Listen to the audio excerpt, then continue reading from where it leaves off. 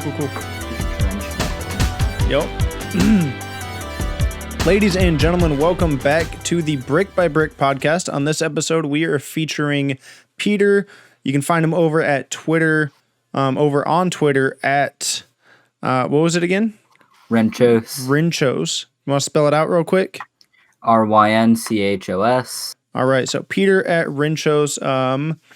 We pretty much threw this scheduling together pretty last minute. He said that he'd be available today, and I had someone earlier that I needed to bump back to later today, so we just flip-flopped the two of them. He started listening to the first episode with Mondo and then cut himself off because he wanted to get a really raw reaction to the concept of this podcast. So I'm going to go ahead and explain it now. It's the Brick by Brick podcast. Every episode features a different member of the Green Wall, a different optic fan, a different brick, if you will, and we talk about how they came to being a fan of optic and what made optic stand out to them. So that's the concept of it. The idea is for me to get to know more Green Wall fans, for Green Wall fans to get to know each other, and if anyone within optic listens, they can also get to know their fan base a little bit better. And then if things ever go back to normal and we have events, we can show up and we all know each other a little bit better. So that's the concept of it. I like that. If you want to introduce yourself real quick before we fire off the initial question. I'm Peter, or Rynchos. I'm the social media manager for the Heczquarters. I help Maddie with the Twitter, and I just help with that in general. Yeah. So when you messaged me, right, and you were like, yo, I want to be on this podcast, I was like, all right, who is this guy? Like, let's go check his Twitter real quick and just see who he is. And then it was like social media for Heczquarters.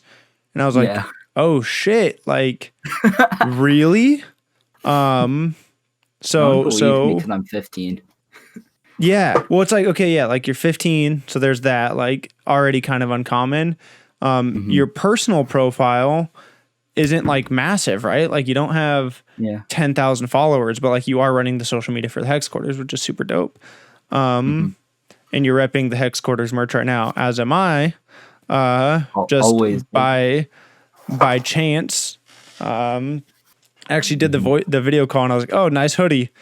And then you were all, yeah, nice shirt. And I forgot what shirt I was wearing for a second. I was like, oh, cool. Yeah. So it kind of fits the episode, I guess, running the social media. How did you, before we get into it, how did that even how'd that happen? So Maddie, Matt Craig, he's obviously Hex's assistant. I knew him just through Twitter and his stream. Okay. And I talked to him about doing socials for Eavesdrop. And he said he needed help with Heczquarters. And it's July. Like a bunch of months later, here we are.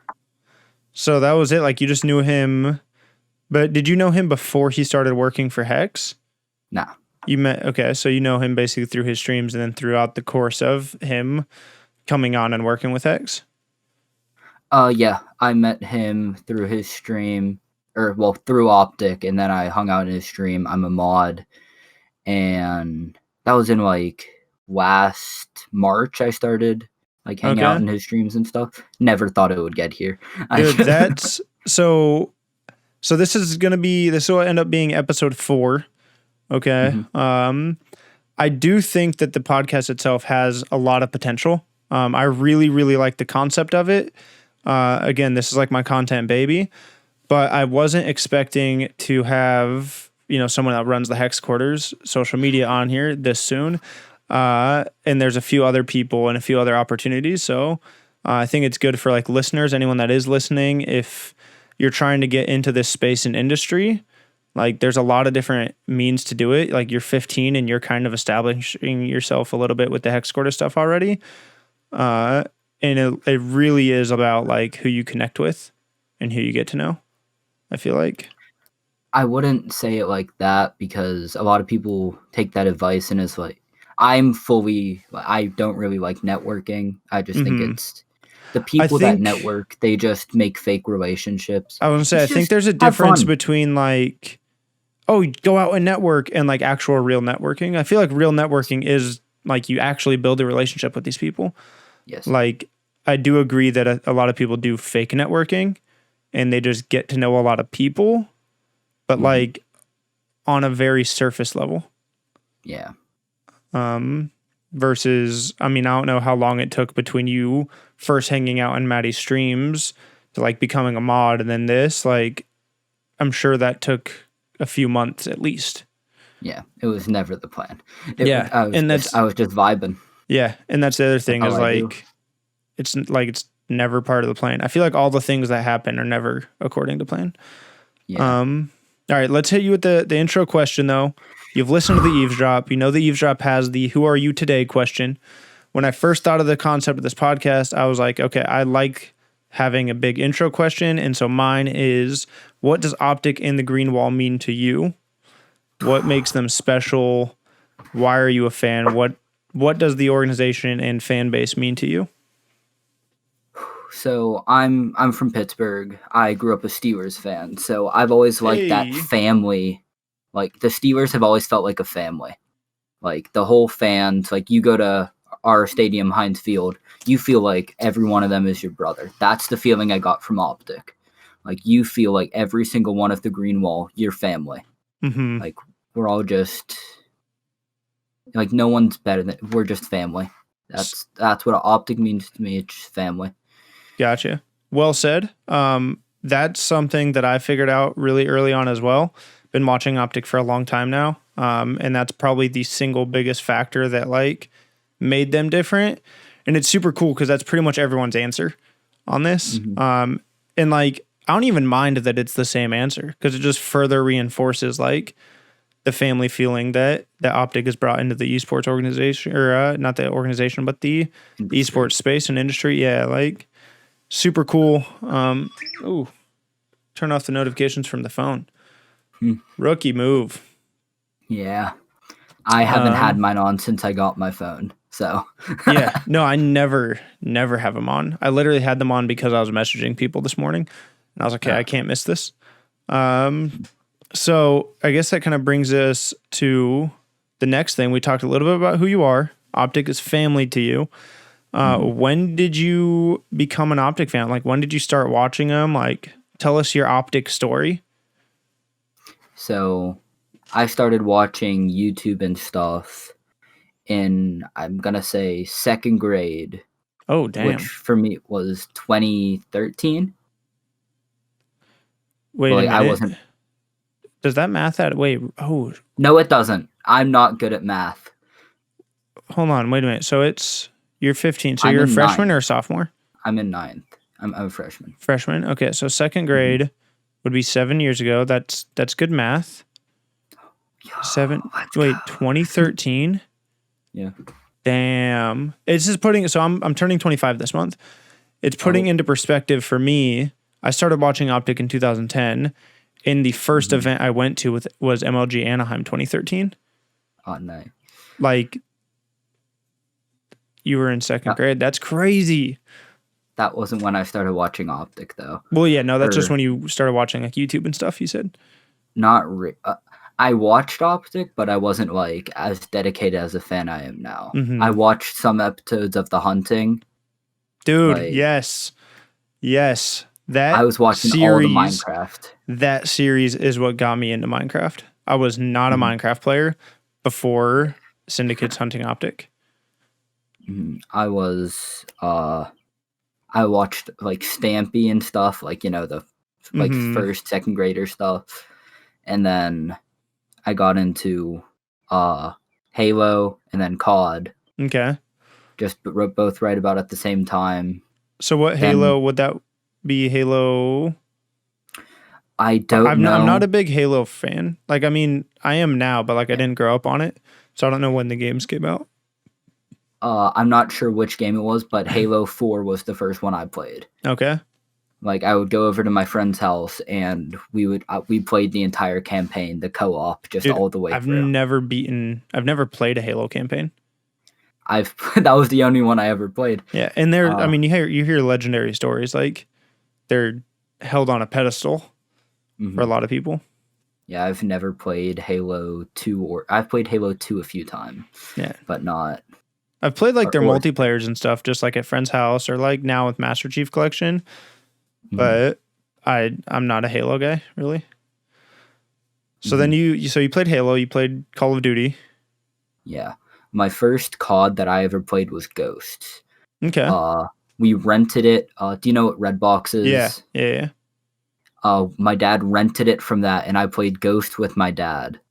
Like in the basement, just played it for a few hours. Then that Christmas I got Call of Duty 2 because it was the only one that wasn't mature because I was 8. Wait, Call of Duty 2, like 2, like yes. 2002 or 2003, like old school Call of Duty 2. Yes, that was the first one I got. The first Call of Duty I ever played was Call of Duty Big Red 1. Oh, so you're an OG. Well, I played that because we rented it from, I don't know if it was a Redbox or a Blockbuster or what, but yeah, that was the first one I played. That was when I was in 3rd grade. And I remember because like part of 3rd grade was we basically had like a journal or like a diary or something for like a project, and it was like basically write about your weekend. And I was like, I specifically remember I wrote about playing the Liberator mission in Big Red 1. I was nerding out. I was like, yo, I played this really cool game. It was called Call of Duty Big Red 1. And then I didn't play Call of Duty again until Modern Warfare 2. So I went, I don't know, that's like 5 to 6 years or so. Didn't even know what Call of Duty was. I didn't know what it was when I played it the first time. It was a cool game. Oh, yeah. So then I had COD 2. I played that for a while. And then I got an Xbox One, I think 2 years after it came out. It's still the one. I still have the same one. And I got Black Ops 3. Okay. And then Black Ops 3 is where I really fell in love with Call of Duty and gaming and stuff. But I started watching Optic, just not like casually. I'd watch like Pomage and stuff. Yeah.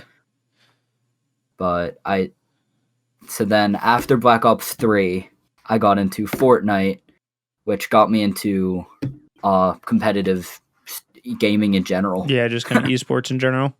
Yeah, because my age, it's, yeah. Well, no, Fortnite was also, I don't care what anyone says about that game, they did so much. Yes. And like, it was revolutionary. Maybe it's not in a great spot right now. I definitely don't have fun with it. But yeah, revolutionary is like the perfect word. It did. For me, Fortnite is the game that put gaming on the map. Yes. Like in a world view. Mainstream. Like, yeah, like the Drake thing with Drake and Ninja thing, like that was huge. And then you had the concerts, the Marshmello. What was the second concert? Was Travis Scott. Yeah, like Fortnite went, hey guys, gaming isn't for nerds, gaming's for everybody. Gaming is a cool thing to do. And look at everybody that you look up to is gaming. Especially if you look at NFL and NBA and like major sports. Like, dude, all the guys coming in are these like 20-year-old kids that grew up playing Xbox and PlayStation all day. So okay, you said you started watching Optic casually. Like, was that during Black Ops 3?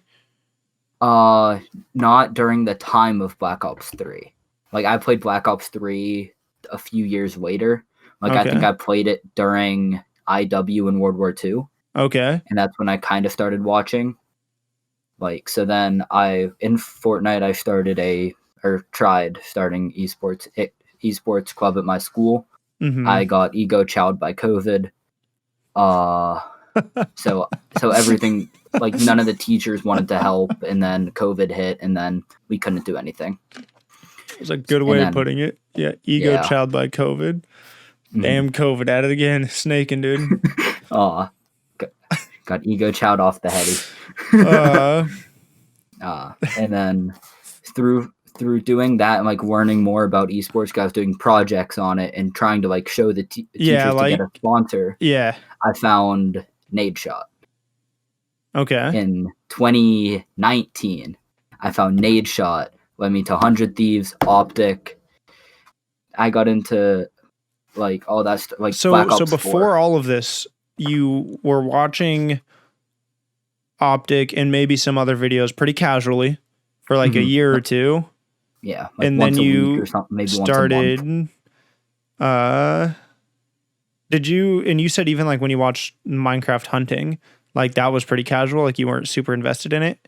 I didn't watch every episode. I'd watch like one because I was just clicking like the first on my recommended. Yeah. See, it's weird because like for me, that series was again that's the series that got me into Minecraft. Like I'd known of Syndicate before. I was already a pretty established Optic fan. But that series, like I've watched through it twice now, but the first time I watched through it, I was watching everyone's videos like that they posted every day. So like I don't know, like five or six videos a day just for that series, just to see all the different perspectives. Wow. Yeah, I miss being able to watch that much content, especially now because there's so much. Like you have so many different teams. All these different teams have like multiple segments. It's not just their games. Like they have different series that they do. I just don't have that kind of time, which sucks.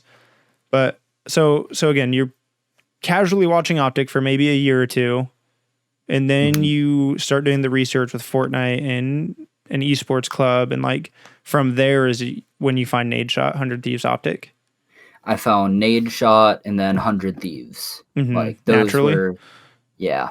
Like so then I started like because when I stopped watching and playing Fortnite just because I got really mad at it one day. I was trying to find a new game to watch and play. Yeah, just to to pay like get attention invested to. in.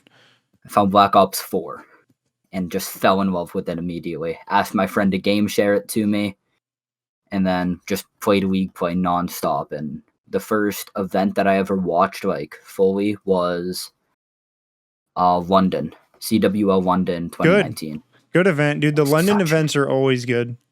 The crowd hype sells those events. I want to go to a London event real bad. It was nothing like I had ever seen before. The Fortnite events was just like a bunch of like kids and stuff. So and the there were Fortnite so many ones are people. different. Yeah. Like the audience, so yeah, many like it is a people lot of playing. kids, and I feel like the competitive integrity is different because it's a battle royale. Like it's not as structured. There were so many people like playing and stuff, and it wasn't like there was 8 or at that time 10 people on the stage. Yeah, and like that personalities that just captured you. Just like you see one thing, you see Scump getting up and screaming at someone. Oh, you're a fan instantly. Yeah, it's just no. I've there's been a lot of moments because I first started watching competitive. So like I've been watching Optic since early 2010, like January 2010. At the time, there were a lot of snipers. Like they were mostly a sniper organization. Zergriz, The Matrix Reloaded, to this day, my favorite montage of all time. That's when I got really into sniping. So like I found Optic through sniping. And then I remember in 2011, there was COD XP with Modern Warfare 3. That was my first little glimpse of like competitive Call of Duty, but obviously that was like it was before the game came out for one. So it's like no one had played it, no one had practiced on it. They're doing weird modes and stuff like, but it was my first taste of like a different side of the game than sniping. And then Black Ops 2 UMG Chicago 2012 was the first event that I watched, and it was a hijacked hardpoint comeback. Optic came back against Complexity. It wasn't like a crazy comeback. In my head, it's a lot crazier. Like if I go back and watch it, it's not that crazy. But it's still like that comeback was what sealed the deal for me and was like, okay, competitive is awesome. Watched all of Black Ops 2. So like I've been watching Optic and COD esports since 2012. And there's been some years that I haven't watched as heavily. Black Ops 3 was one of those. World War 2 I didn't watch a ton. But for the most part, I think I've watched from Black Ops 2 through Advanced Warfare. I watched every tournament, and then I started to fall off a little bit. Yeah, it's definitely electrifying when you see those hype moments, right? Clayster back in the day used to go crazy. Ponytail Clay. Ponytail Clay, exactly. I've been going back and watching a lot of like the OG events, just like trying Dude, to have you learn watched more. the X Games event yet? Dude, that was a solid one. That event as a whole is probably one of my favorites. I guess that can kind of lead into the next question, right? I'm assuming the answer is no, but have you gone to an event? No. Or you got ego child by COVID? Ego child by COVID. Damn, I'm dude. hoping like first one. I'm saving up for the first one back. Just anything. Like I just want to. I've been to 3. I wish I had been to more, especially with COVID now. It's like, damn, I missed a lot of opportunities. It's something that we always thought would be there. Yeah. Like, oh, I'll just go to the next one. Yeah. Then they're like, wasn't. And I did that so my first event, like I said earlier, was Anaheim 2013. I didn't return to an event until Anaheim 2019. Oh. So yeah, there was a 6-year gap of me watching but not going. And like it was kind of cool because like it was at the same exact venue, at the Anaheim Convention Center, and like walking in, it was like, okay, I've done this before, but the stage was this big. Yeah. And now it's like, dude, it was insanity how much bigger everything was, production value wise. It's real. Not, it was just like a like I've seen the pictures of the older events. It's just like it's like it's a big LAN party. Now now it's a production. Yes. Like that's a perfect way of putting it. And it was like, it was Joe Fry's basement on a stage. Now it's now it's a stage, like a proper stage. And then I went to Champs 2019, which was about the same. I mean, it's the same production, same crew and everything, just a different location. And obviously the stakes are the highest that they are throughout the course of that particular game. Do you have a dream event that you wish you could have gone to? London 2019. Why? Because it was the first event you watched? Or because it's the London? Crowd. The crowd. Dude, the crowd was... Give the ball to Clayster. The referee's a wanker. Just like, all the chant. Yeah, that's something Jack and I, Incisive, we talked about in last week's... I say last week, on the last episode. Because he's from Ireland, and we were talking about different chants and how the European crowd just has so much better chants. Yeah, and different songs and like rally cries, like, yeah. What do we think of LJ? Dude. That one, that moment, it's just... Yeah, I want to go to a London event. That's probably my 2 dream events are London, pretty much any year. My other one is Anaheim. Yeah. Just the atmosphere. I would say Anaheim does have a different energy to it. Crowd-wise, as far as like crowd fan turnout, I think Anaheim is one of the more impressive ones. It's got a lot of people go to Anaheim. I feel like Dallas is pretty big too, but I think Anaheim takes it a little bit further. Yeah. My other dream event would be 2017 Champs. Like if I could be part of the crowd when Optic finally wins Champs with the Dynasty team, like that would be, oof, that would do it. I'd be all right. I could die now. I've seen it all. Yeah. So you've been an experience. So you've really only been, how long would you say you've been like an invested Optic fan? Like a big Optic fan? 2 years. Man. How's it feel? You like it? Also, can you go ahead and finish this and then I'm going to ask you another interesting question. It's a lot of fun. Like the people that I've met are just awesome. Like Taylor, Mondo, you, like just the whole Optic, TST, Energy fam. Like it's a big family. Yeah. Like, I never thought I could like find another fan base like, the Steelers, like I mentioned, Yeah. where it's See, family based, and this I'm is the same except with the Lakers. I was born in Anaheim. I grew up in Southern California, and the Lakers, like, that is the Southern California team. That or the Dodgers for baseball, but I don't watch baseball. But yeah, like when I found Optic, I think that's kind of what did it for me too. It was like, wow, this is a fan base with the same energy as the Laker fans. And I was actually a Steelers fan growing up as well. I played football for 9 years. I don't know why I chose the Steelers. Like, I'm in California. I am nowhere near them. But for some reason, I just found myself drawn towards them. And they have a super passionate fan base. Oh, like it's crazy. I think that's part of why I love the Green Wall so much. It had the same feel. Yeah. Like I already said, it's just a diehard.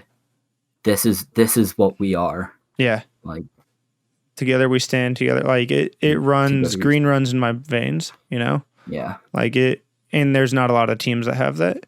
The next question that I was going to ask though, so like if you found COD Esports kind of through Nadeshot and then 100 Thieves, at what point, like 100 Thieves has a solid organization, Nadeshot at the helm and Logan Dodson, like obviously they do such a good job production wise and they bring a lot of the same vibes as Optic because obviously Nadeshot and Hex's background together. Like at what point did you go from 100 Thieves to Optic?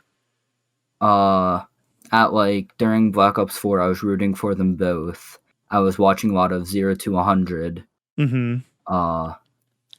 And then 100 Thieves left COD. Okay. I was kind of wondering if that was like the thing that like it was just the that, and then I just Optic. I started watching some of the older stuff, seeing like how much it's just, and then just getting on Twitter. I got Twitter in May, like last, like May 2020 or May 2019. May 2020. Oh shit. Yeah. Like that's when I like fully see. Okay, what's weird to me. So like outside of Twitter, do you use a lot of social media? Like you're on Facebook, Instagram, Snapchat, and then Instagram sometimes, but TikTok. IRLs. A lot of TikTok. I would say I was almost not going to mention it because I feel like TikTok is like I hated on it. I downloaded TikTok 4 times, and the 4th time is when I stuck with it. Like I downloaded it, I was like, it's kind of lame, delete.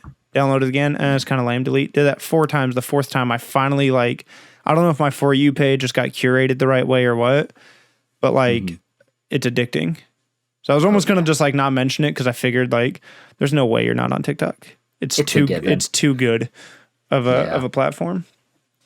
It has everything that's wrong with Twitter and everything that's right with like Instagram and YouTube. To me, it has the toxicity of Twitter and the memes of like everywhere else, and for me, it's like better Vine. Yes, and I loved Vine, loved it, and can you make Vine again? No. Literally, the guy that made Vine tried to make Vine again, and it failed. It was magic in a bottle. But TikTok, the only reason I think it is Vine but better is because 1, they're a little bit longer. It's really hard to do good content in a 6-second loop. Yeah. 2, they have the rights to so much music. And music is like universal language. So I think like that combination, extend the clips a little bit longer, and you can not copyright free, but like you can use copyright music. It's a perfect recipe. And you can do ads and stuff on TikTok where you couldn't on Vine. They couldn't make money off it. Well, like you could do promoted content for a company, but like it wasn't a proper ad.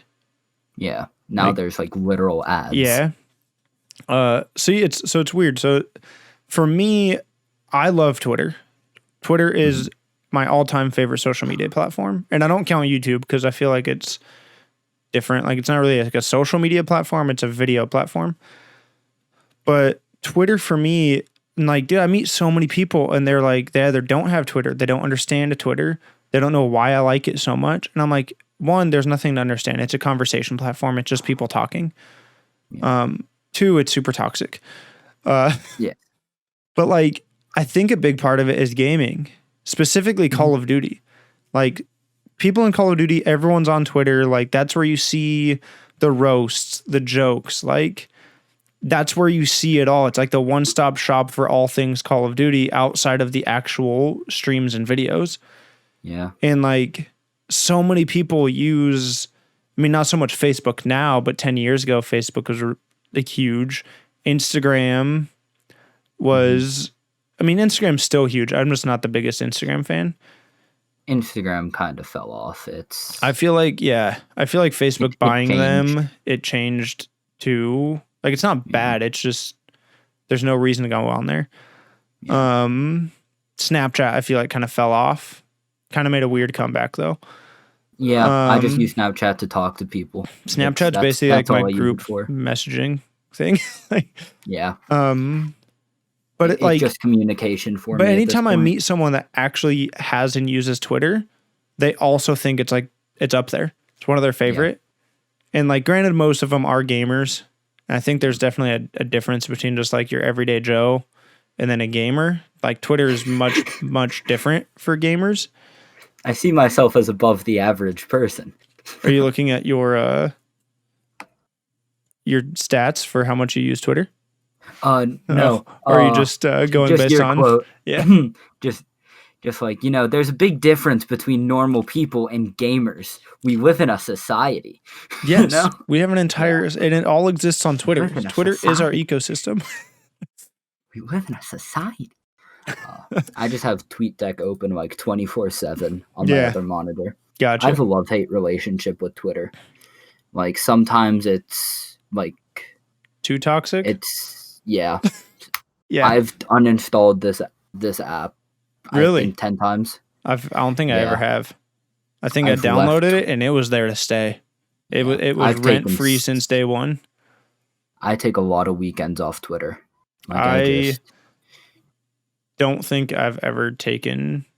So one thing that I've never done the social media break. Ooh. Which is weird because I've never seen someone take a social media break and be like, well, that sucked and wasn't worth it. Yeah. Everyone's always like, oh man, I need to do this more. Yeah. It's refreshing. Yeah. Like, anytime something, like during the debates and stuff, if like this first time I saw the word debate, I threw my phone on my bed and just nope. Fair enough. I like Hutch, but Hutch is tough to follow on Twitter sometimes. I have muted because he does get so political, but at the same time, like, he is very, like, it obviously is a big part of his life. Yeah. Like, he is very involved with politics and he has strong opinions. So, like, whatever, do what you want. Like, I just scroll past it. Yeah. So, okay, we've talked a little bit about how you became an Optic fan, what makes them different. Let's start listing off some favorites. So one thing that's super cool about almost everyone I've talked to is a relatively newer Optic fan, and I mean they're a fan from like 2017 on, which is still a long time. It's still 4 years. But a lot of them have gone back and watched a lot of really old content. So that being said, like, out of everything that you've watched at this point, do you have a favorite series that Optic has done? Vision. Okay. Just because it's Vision. It's Vision. Yeah. You can't. Vision and Eavesdrop. Okay. Eavesdrop, I there's a few episodes I haven't listened to, but I do really like that. Like, Eavesdrop is great. Mm-hmm. I would normally listen to that like on Mondays before school. Really? Like getting ready and everything, like, yeah. No, Eavesdrop is solid. Eavesdrop has had a lot of kind of inspiration on this podcast, at least as far as the format goes, I guess. The biggest one being the intro question, which is just super cool to hear people's different thoughts on Optic in the fan base and whatnot, like why they want to be a part of this fan base instead of a part of FaZe or 100 Thieves or Empire or anyone else. Do you have a favorite player, not favorite player, but a favorite Optic member that is currently within Optic, and then a favorite Optic member of all time? Your all time can still be in Optic currently. Hex and then Hitch, or like not in that order, but just Hex and Hitch. Those are your two favorites. I just love TST. I just think the way that they just work together. TST's vibes are unmatched. Yeah, I just turn them on my TV and then just vibe. Yeah, like it really is a different atmosphere, and I like what they've done with the 3 camera thing. Like they've brought like a small production to a single stream, which is super cool and well executed. Good choices. I think Hex is everyone's go-to. If you had to pick what did you list a third person? I said Hex and then TST. Just as a whole? I had Hitch and then like Blake and George, but okay, no order. Okay, see, it kind of cut out. I thought I heard like the end of George's name, but it cut out a tad. So if you didn't have Hex, would you pick someone else, or would that someone else be filled by Blake and George? Hitch and then sorry. I'm trying to think. This is a really good. Well, I feel like Hex is the gimme because, like, without Hex, Optic doesn't even have the family feeling. Yeah, I feel like he's especially after the latest episode of The Process. Like that was insightful as far as Hex as like a CEO. Like very, very few people are as a CEO gonna step in like that. Yeah.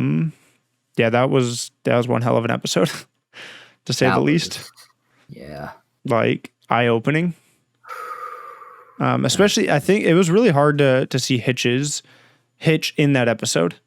Yeah. I feel like that was actually the hardest part of it, was like him hit the words, "He better not die." Just that's when I lost it. Like that, and just like Hitch's face the whole time, like not knowing that like the depths of what Nick was going through and stuff. Yeah. Like I feel like everyone kind of knew, but like on a very surface level. Like Nick did a good job hiding it. Yeah. I'm glad he's doing better. Oh, dude, Dude, his streams lately? His streams have been so funny. Yeah. It feels like Nyack. I say, dude, he's a character. Like when he's vibing, he is vibing. Yes. So again, if you had to take Hex out of it, remove the gimme answer.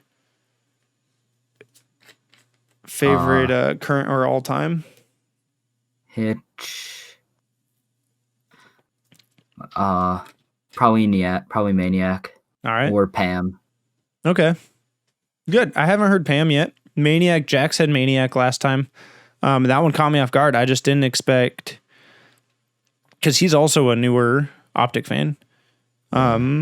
He came in he was a Huntsman fan. That's like his introduction was the Huntsman. And then kind of just followed in as Hex regained ownership of Optic. And he said Maniac, and I was like, that's weird, because Maniac hasn't been the biggest face for the last couple years. If you started watching during like the Scuff House vibes, I can understand Maniac. It makes a lot of sense. That dude was on another level. Good answers. Mine or Flamesword. I like Flamesword. I do. I really like Mike. Mine are always going to be Big Timer is number one, and my favorite. I think in the first episode I said my favorite all time was Karma. Oh, but he like right at the same time had just rejoined. So I'm like, okay, like he's also current now, but it's definitely those two first and foremost. And then the other all time is D-Treats. Like those are the OG. My favorite sniper of all time, best sniper in Call of Duty history. Nobody holds a torch to him. D-Treats. That's my dude. I still think Pam is like Pam's insane, dude. And outside of Optic, Testy. Oh yeah, dude. I started watching a lot of Testy in Black Ops 4 because I was starting to like get a little bit away from competitive and back into sniping. And so I was just like looking up like, okay, I need to learn like some of the different sniper spots. Like what's the movement like? Because movement's a little bit different if you're sniping than if you're playing comp. And I'm like a main AR player. So if you started watching there in Black Ops 4, think about how Octane played Black Ops 4. Like that's ridiculous. How I play. Like kind of like just ADS down a hallway, like beam people a little bit slower. I'm like a mixture of that and Dashy as a flex. But like the movement is so much different than sniping. So I started watching a bunch of sniper videos and I came across Testy and I was like, this dude you should not be allowed to be this good at sniping. This is why snipers suck in every Call of Duty, is because people like you figure out how to make them work anyways. And if we make the snipers any better, you're dropping like 150 a game. Yeah. This is why we can't have nice things. Dude, honestly, I actually haven't watched him since. Just because I don't. Testy and Scope during Black Ops 4 was some of the greatest plays I've ever seen. Testy was like that was it.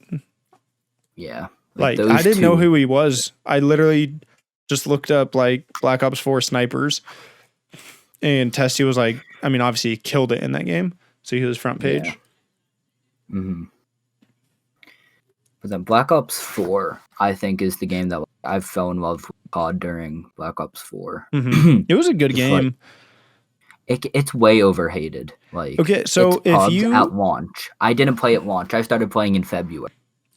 I play all of them at launch. I get bored by February nowadays. Yeah, I got it game shared after. Which one came first, London or Anaheim? London.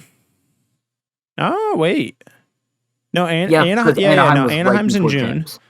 Yeah, Anaheim is in June. Anaheim London I think is in like March or so. Oh yeah, so Anaheim was the first event that I watched. I watched the 0 to 100 London. It got me hyped for Anaheim. Gotcha. Okay, so London wasn't the first event you watched. Or maybe indirectly it was. Like I watched the videos about it, but I didn't watch it live. Gotcha. So Anaheim was the first one that you actually, dude, that was a fun event.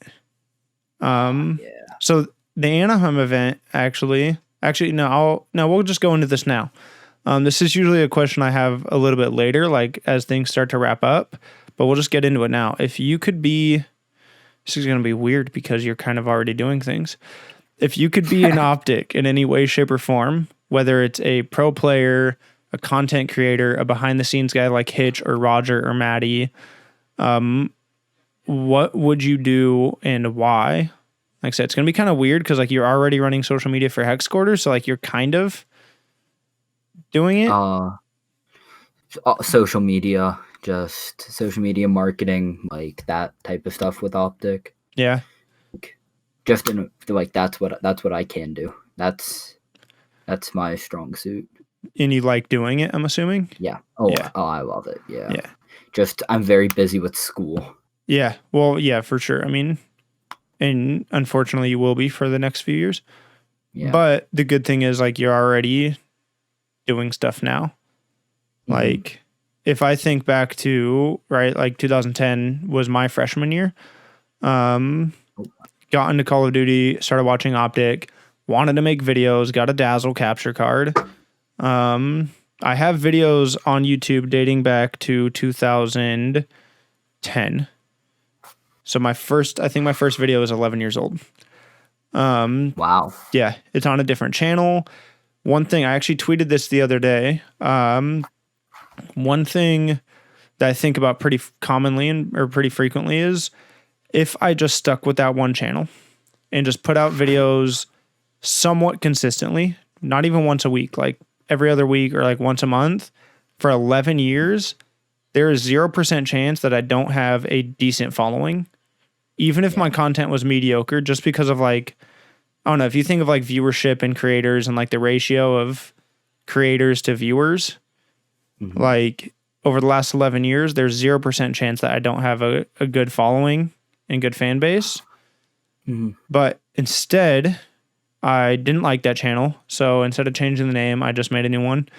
And I was like, well, those videos sucked and I don't want to be affiliated with them. So no one's ever going to know about them. So I never said, hey, go watch my old videos here. And I did that like 3 times. And I want to say this current channel is my 4th channel. And it's like 4 years old now. Okay. But it's weird because I'm like, damn, like I could have just made videos all throughout high school. And by the time I hit 18, 19, 20, like probably already had an okay following. I'd like to think throughout the course of 4 years, putting videos out somewhat consistently, I could hopefully squeeze out like a few thousand followers. Oh yeah. And then hopefully as a 18 to 20 year old, somewhere in there, I learn how to actually do good and can grow that. Mm-hmm. But it's weird to think about. Yeah. I never did like the making No, I did. I like recorded my laptop playing like Slither.io. I don't think I ever uploaded it, but because I had no clue how. But I like set my iPod 4 up to like face my laptop screen, and I like played Mom, get the Slither.io. camera. Mom, get the camera. You recorded it with the iPhone or iPod? Yeah, my iPod 5. Damn. Yeah. Or it was either the 4 or the 5. It's weird. I like making content more than streaming. I only stream 2 days a week, but like I just don't think I'm that entertaining live. I definitely think I do my better / best work when I can sit down and actually like edit stuff and record and whatnot. I think one thing that kind of was eye-opening for me was when I went to Anaheim 2019. So 2013, I was just like consuming everything. I was just a fan. 2019, I bought this thing.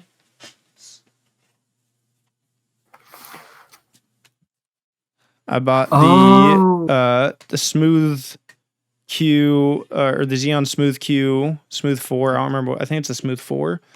Phone gimbal stabilizer. Oh, that's a phone one. Yeah. So just like, the Ronins and stuff, right? Phone goes in there and it's a gimbal. We all know what these are now. We've all seen the TikToks of people doing this like crazy. Yeah. So I bought that. I bought an external microphone actually that was for Champs that I bought this. I bought it because of Anaheim 2019. Anaheim 2019, I just had a bendy tripod and my phone and like kind of vlogged stuff. And like, it was okay, but it was like fun enough where I was like, okay, if I'm going to go to Champs, I want to record proper. And so leading into Champs is when I got the gimbal.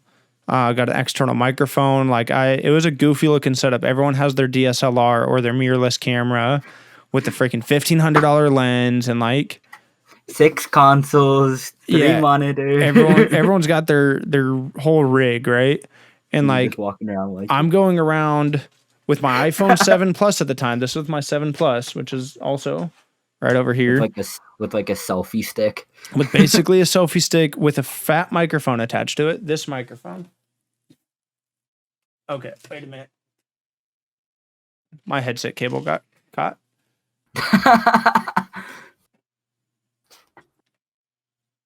Oh.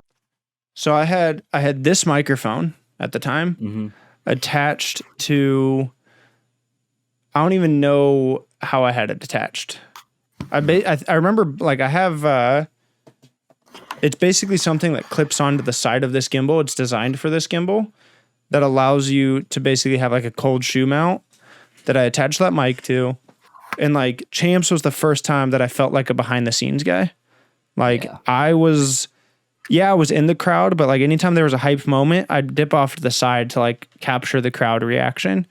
Oh, that's cool. And it was weird because like I love being part of that crowd. And if you're a Steelers fan and if you've ever been to a Steelers game and been a part of that crowd during something big, very few things can top that feeling of being included in that kind of like energy.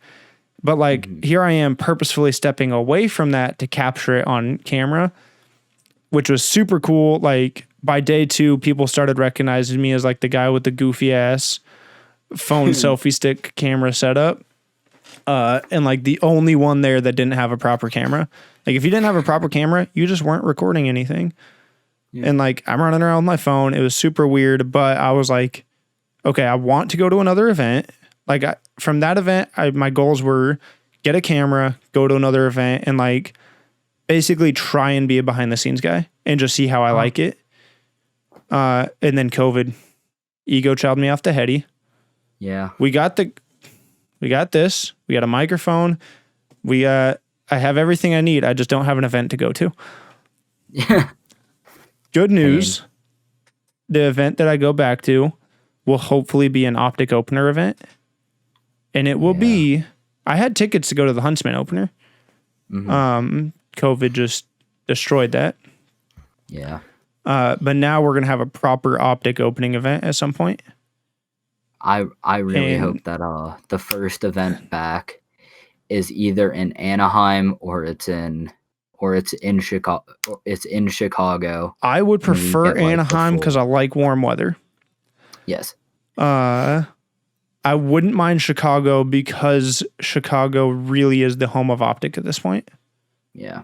Or Texas.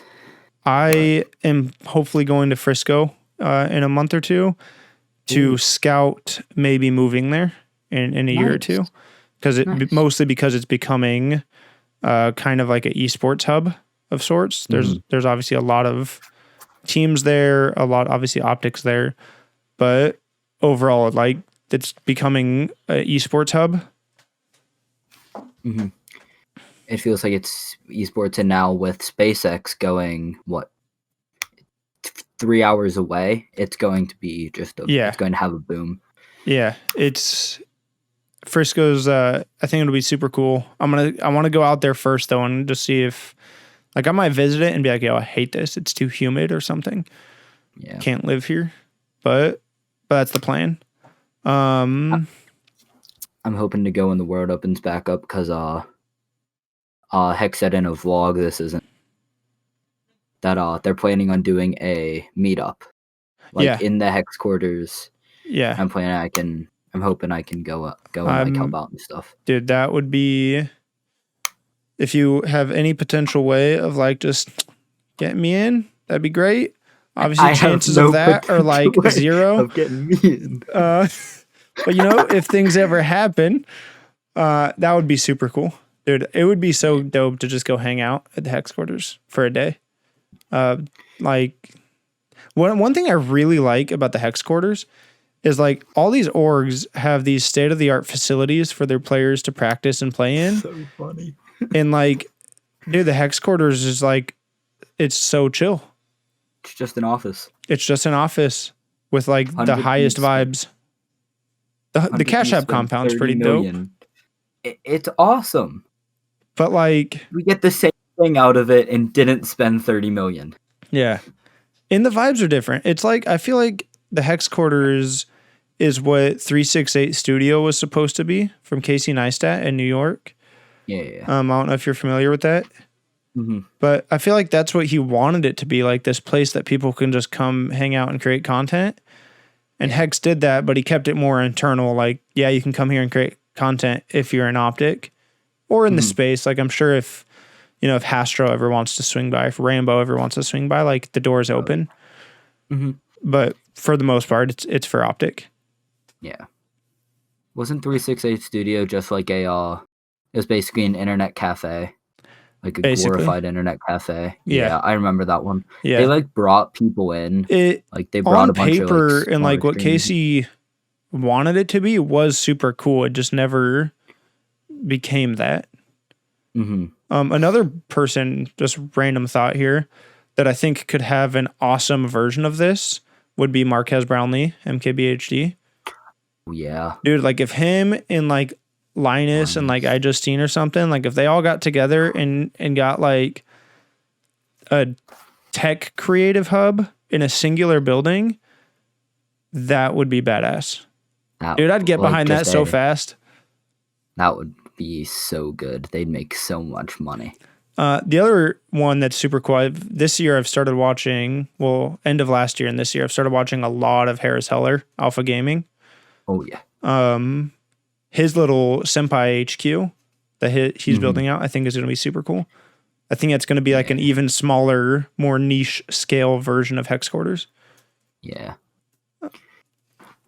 Like, I think the whole, like, the way the Heczquarters, it's just, it's not like a singular thing. It's like just an idea, basically.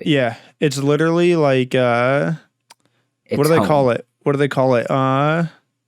Hub. Where you go to brainstorm, but with a lot of people. Hive Mind. Yes. It's kind of like, no, Hive Mind doesn't seem right. No, that's not a positive thing. That seems like, Mike, that seemed negative. That's not good. Man. I don't know. It's like an idea hub. There's a word for it, though. Hub. Just hub. But yeah, like... It's just like the home base. I feel like it's the modern day version of what content houses used to be and like why content houses existed. And we went through that phase, and then we all decided that living with each other 24/7 sucks. Yeah. But if we had a dedicated space that we could all gather at and then leave, like, I don't think there's a better version of it. No. Like, but at the same time, during the period of content houses, at the time, I didn't think there was a better version of that either. Yeah. Like, the way...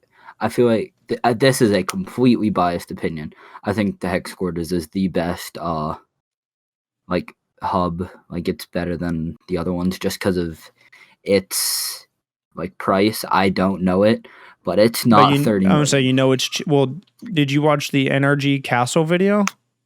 That thing. How much was that one?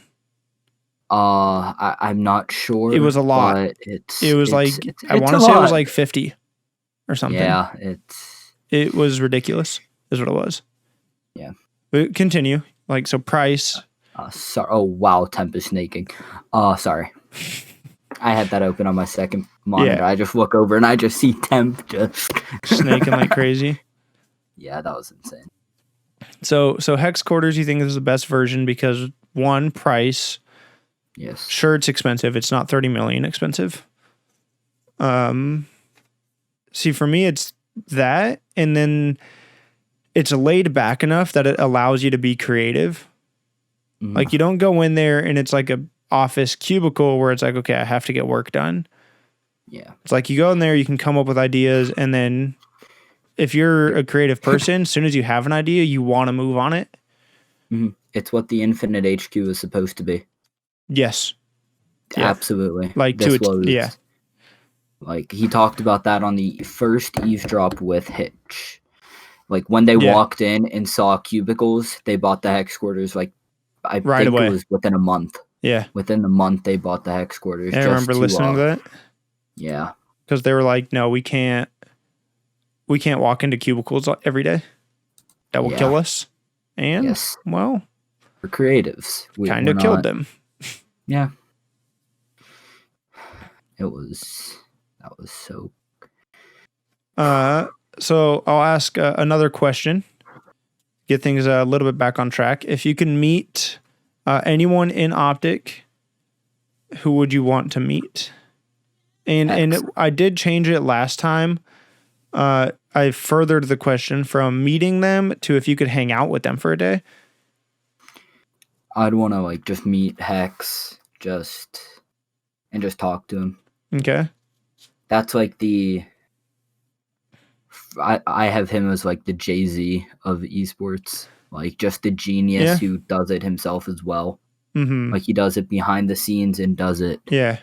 Like well, it's like he talks about, I mean, obviously he's got that kind of cocky persona that he puts on, but like he's not wrong when he says that he works harder than, I mean, at least when it comes like, you know, content person of the year. He does. Right. When he was talking about that last year going into it, he's like, who else has put out this many episodes of a podcast, this many pieces of content? Who else has vlogged this many times? Like he really does do, at least on a content side of things, more than everybody else. Yeah. like the esports awards. Don't get me started on them. Just Get you a little heated, a little bit. a little tilted. A little bit. The Shock went back to back and didn't win its team of the year. Didn't get nominated. Yeah, it's a popularity contest. Yep, it is. That's all it has been. Is there anything else that you want to talk about? Anything you want to ask me? Oh, I didn't. I feel like I'm on TBH with JH. Oh no, you're good. I've never asked. Is there anything you want to ask me? I've never asked that before. This is a first. What's your favorite part of being in the green wall? Like, and pretty much being in the green wall. Pretty much same. It's the family feeling. I love seeing the team win, obviously, but one thing I really like is when they lose, I like continuing to root for them. Mm-hmm. Like, if anything, when they lose, I become a bigger fan. Yeah. Because I see how many people talk shit and how many people start bailing and jumping off to go be a FaZe fan. Okay. Those people that just they scream that they're an Optic fan, and then the second they lose, they're no longer an Optic fan, and then they make all of us look bad. Yeah. They just start going and saying dumb stuff on Twitter. I don't like seeing them lose, but at the same time, when they do lose, it's like an opportunity to show my devotion. Yeah. And then again, we're with you when you win, we're with you when you lose. And I think that's something especially ingrained in me from one, playing sports a lot growing up, and two, being a Lakers fan. The Lakers have one of the most storied organizations in all of basketball, tied for the most championships in the NBA. Yeah. And we've had some really dominant teams, some dynasty teams. Yes. But I was born in 96. Kobe was drafted that year. When I was a kid, they go on a three-peat. Yeah. And then I watched them lose for 7 straight years. Well, 6. And then I see them win back-to-back. So it's but it was 6 years of okay seasons. Oh, yeah. Not great. When did they go back-to-back? 2009 and 10. The 08-09 season, and then the 09-2010 season. In the 2010 season, they beat the Celtics in Game 7. It was the first time the Celtics ever lost a Game 7 in franchise history, and I was so fucking hype. Yeah. I'm a much bigger basketball fan than I am a football fan. Steelers, I just throw in everyone's face that we have 6. Or no. 6. It's 6. Yeah. And that held a lot of weight up until the last 3 to 4 years. Until Brady has 7. Brady has 7. Brady himself, Patriots have 6. Now I'm a Brady fan too. I can't not be. He is. I hate him, but now he's the greatest of all time. And I've pretty much always said that if I had to pick a quarterback, I'd pick Tom Brady over Peyton Manning any day. Yes. Because at the end of the day, he wins championships. Peyton Manning is... I think Peyton Manning has a higher football IQ. But Tom Brady gets the work done. Yeah. Tom Brady knows what to do. Yeah. I think Manning would probably be a better coach than Brady. Yeah. Brady's too quiet. Yeah. One, I think he operates a lot better in the moment. Mm-hmm. It's and players like that. I don't think they'd make bad coaches, but I think players that are able to step back and see bigger pictures make better coaches. Yeah. Brady can look at a situation and know what to do. He can't look from above. Yeah, he does. He needs that. He lacks that. Yeah. So he's got the tunnel vision, not the bird's eye. Yeah, he's a monster. Yeah. So yeah, again, favorite thing about Optic. Mm-hmm. Don't like watching them lose, but when they lose, it's an opportunity to show support. And then the family feeling. I have a video, actually. One of my earliest videos was I was basically copying everything Hex said in a video. and giving my own 2 cents on it. And it was talking about the difference between pro players, YouTubers, and like content creators, and how like he was basically explaining way back in the day, like 2012 or so, 2010, 2011, somewhere in there. He was explaining to people how like a pro player's job is to win first, and like Scump, right? What other pro player makes the amount of content that Scump does? Nope. And it's like what they always talk about, right? Like if Scump only competed, he didn't stream or do anything, like he would still be a top 3 player, undisputed. Mm-hmm. Yes. He just puts a lot of time and effort into other things. Mm-hmm. Like he is the world's first Oakley gamer. And that didn't come because he only competed and did not build a fan base. Like that came because has a massive fan base. Mm-hmm. And is also disgusting. Yeah, and he's scum. Yeah, like, and he's scump. Yeah, he's arguably one of the greatest players of all time. Oh, yeah. I think he's top 5 all time. No competition. Yeah. Top 5 all time. Krim, Karma, Scump. Clay. Big Timer. I throw him in there because I love the guy. But like realistically, I would say like having Russell in the top 5. He's Bill Russell basketball. Yeah. It's dude's got 11 rings. Yeah, I know. Against good teams. Yeah, but it's not. It wasn't as developed as a game yet. Yeah, it's something I talked about either last episode or the episode before that. Was when I was playing competitively in my peak, I think I could have played at the professional level at the time. At the time was Big Timer's era. That was Black Ops 2 and Ghost. And I think I could have played in Advanced Warfare as well, but I would have started to fall off in that game. Yeah. But in my peak, the best I've ever been at Call of Duty, could I compete at the professional level today? No. Everyone's a freak today. It's like the skill, ridiculous. The skill level of today's pros is so much higher than the skill level of the pros 5 years ago. Mm-hmm. So I think at my best, I could be a decent amateur player, maybe a top am if I'm taking myself at my very best. Like a top 16, top 8. I don't think I'd be a top 8 am. No. You think higher or lower? I think lower. Dude, people are so good today. There's no different, like, as just proven by Paul X and Awakening, there's not much of a difference between the AMs and the pros and their skill. Like, that's what I'm saying. Like, to be a top AM, you're a pro that just hasn't been picked up yet. Yeah.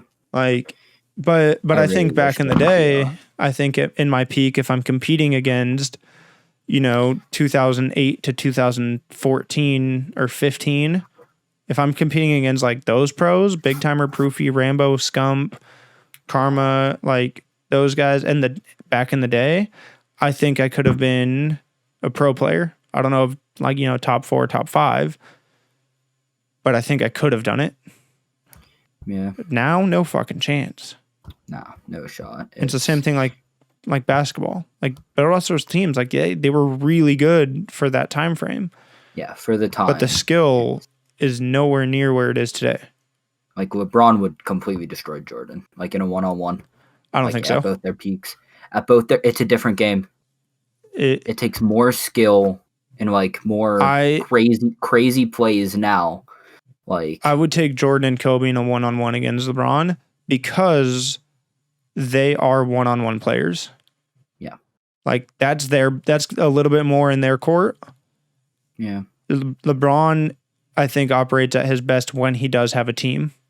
Yeah. Doesn't have to be a good team. He just needs other people. Like he's great at making teams. But I J.R. also Smith's there to babysit his son. I have weird views on Bron. Stat line, best player of all time. Yes. Like undisputed. The guy, his stats are insane. Yeah. There's a part of me that will never like him, and it comes down to he's just too soft. Yeah. I don't like to how be much fair, the refs call for. To be fair, I think that was smart. Like, if he had been playing to the same level of aggression and like physical contact as 90s players, early 2000s players, I don't think he'd be able to play this well this late in his career. His body would be too banged up. Yeah. So like, it was smart of him to be soft because it's allowed him to compete much, much longer than he should have. And two, it was a change in era anyway. Like, everyone in today's game has a mid-range jumper or a 3-point shot. Like, there isn't the same post game as there was 20 years ago. Yeah. Like, it's just a different game, and he got caught in the middle of that and helped actually push it to where it is today. Yeah. I just like physical basketball. Yeah. And I think that is generational as well. Like, there's people that I talk to that are 10 years older than me, and they're like, I don't know. Kobe's era was like pretty soft compared to the 80s. Yeah. And I think that era was still, I think that was like the last physical era, was the 90s group. Yeah, like the 90s, 2000s. Yeah. But compared to the 80s, when like this was. I would say when you're literally like punching people. Like, yeah. It was like hockey. Like, yeah. Yeah. But it was real. It was real competition. And that's the thing too. Like, perfect way to put it. Like, that is the rawest form of competition. Like, I don't watch fighting. I'm not big into like UFC. Oh. But like, one thing that the UFC has and that fighting has that no other sport has is like, that is sadistic, raw human nature fighting to survive. Like, it's very primal. Yeah. It's just the way that you win is the other guy is on the ground and you're not. There's no opinion there. And if you get punched with the full force of somebody's punch to the mouth, are you going to get back up and fight? Most people, that's a hard no. Most people, it's a no. But it just seeing them just get up after like, and they'll just keep going, round after round. Like, it's primal.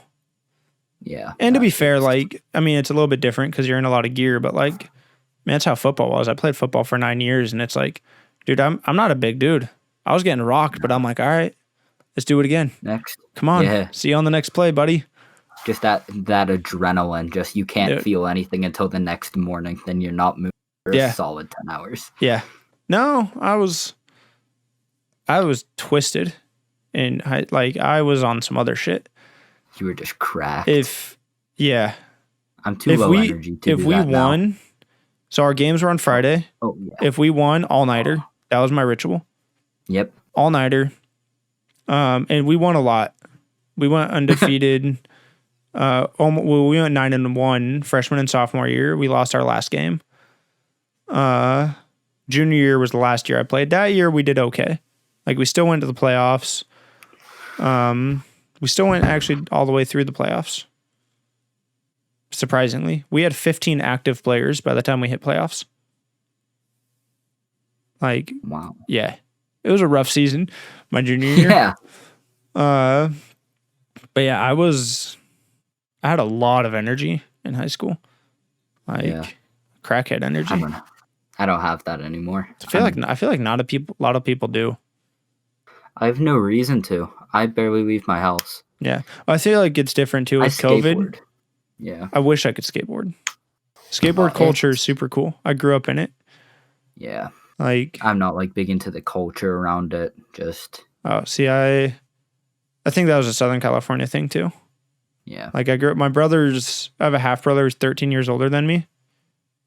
And he's super big into surfing. He had a sponsorship for a short time. Ooh. So like, growing up, I had like a lot of skate and surf influence, but like somehow never got into it. Yeah. And then we moved up to where I'm at now, where skating is much smaller and football is much bigger. And like ended up playing football, which is fine. Football is fun. Yeah. I like hitting things. I like it. Yeah. I just wake up in the morning and I go and box in my basement. Do you? Yeah. Yeah. It's good exercise and it's good that's to just good, that's like good mental release. Yes. Someone from work the other day, they posted a picture at the gym and they were like, my therapy. And I haven't hit the gym since last January, and then COVID wrecked everything. And I was just thinking to myself, I was like, yeah, I could use a little therapy right now. Like I work at Costco. Oh no. I deal with a lot of people. I deal with a lot of people every single day. And like end of the day, I'm like, oh man, I need a punching bag or something. Just need to lift. Just need to throw something. Like I just need to go do deadlifts. Hammer throws. Just deads. Deads or squats. Like both of those lifts suck, but they drain you of every ounce of energy that you have left in the tank. Oh yeah. Like just Costco. That store has some of them. There's characters there. That's a good way of putting it. Yeah, that's characters. All right. I think that's it though for this podcast. It was fun. Optic plays in an hour. Optic plays in an hour.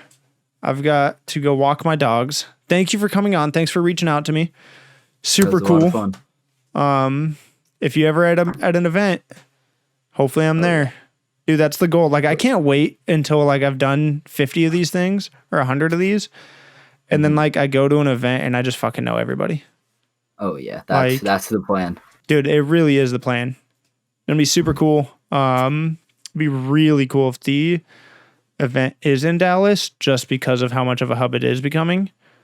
But I'd be down for Dallas, Anaheim, or Chicago. Any of those.